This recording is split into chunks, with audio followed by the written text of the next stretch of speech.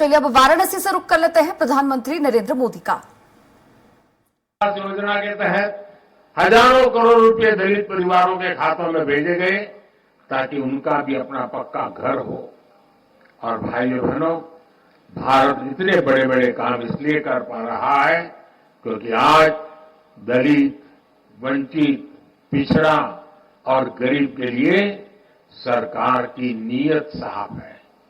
भारत ये काम इसलिए कर पा रहा है क्योंकि आपका साथ और आपका विश्वास हमारे साथ है। संतों की वाणी हर युग में हमें रास्ता भी दिखाती है और हमें सावधान भी करती है।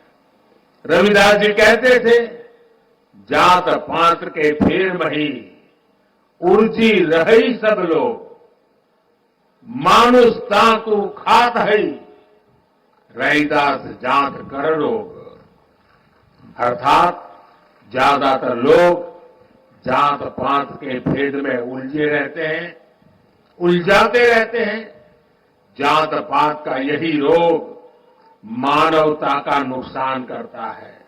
यानी जात पात के नाम पर जब कोई किसी के साथ भेदभाव करता है तो वो मानवता का नुकसान करता है।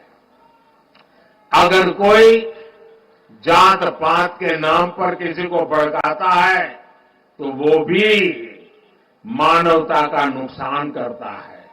इसलिए भाई और बहनों, आज देश के हर दलित को, हर पिछड़े को एक और बात ध्यान रखनी है।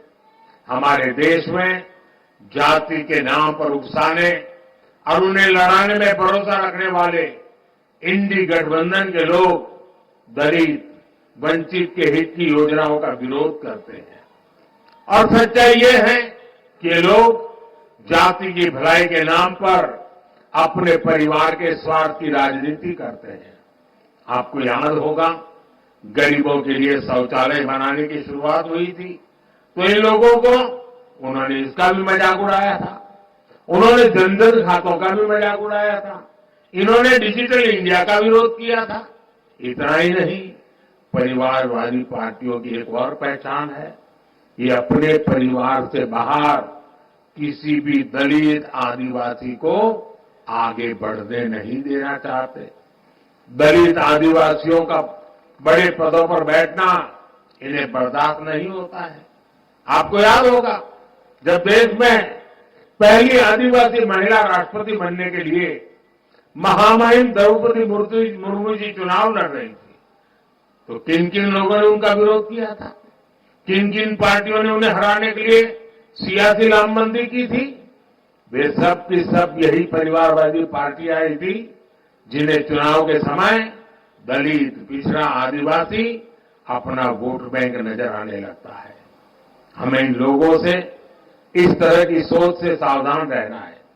हमें जातिवाद की नकारात्मक मानसिकता से बचकर रविदास जी की सकारात्मक शिक्षाओं का पालन करना है। साथियों, रविदास जी कहते थे, 100 वर्ष लो जगत मही, जीवत रही करूं काम।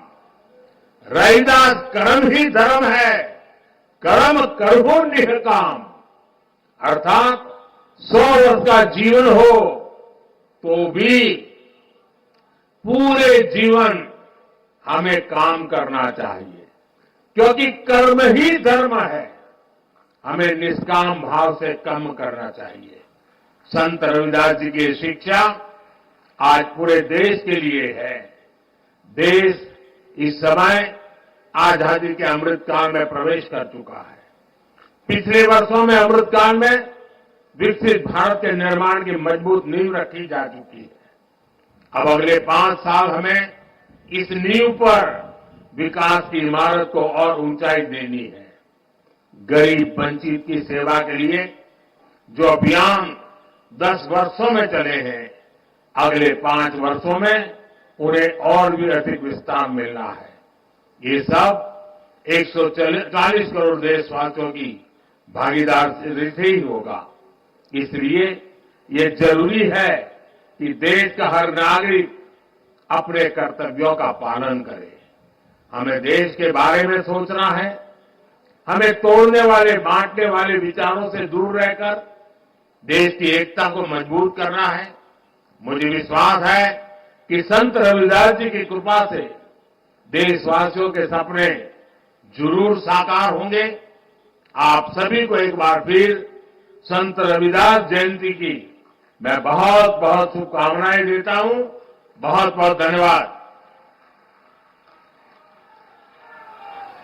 बोलिए श्री रविदास महाराज की जय। सतगुरु स्वामी सर्वनदास महाराज की जय।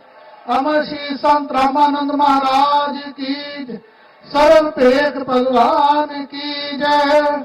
बहुत बहुत धन्यवाद आदरणीय प्रधानमंत्री जी का, जिन्होंने सतगुरु रविदास महाराज जी की आज 647वीं जयंती पर्व पर समूह साध संगत को मुबारकबाद दी है और दर्शन देने पहुंचे हैं। मैं बहुत बहुत धन्यवाद करता हूं कि प्रधानमंत्री जी आज गुरु जी के पावन दरबार में पहुंचे हैं।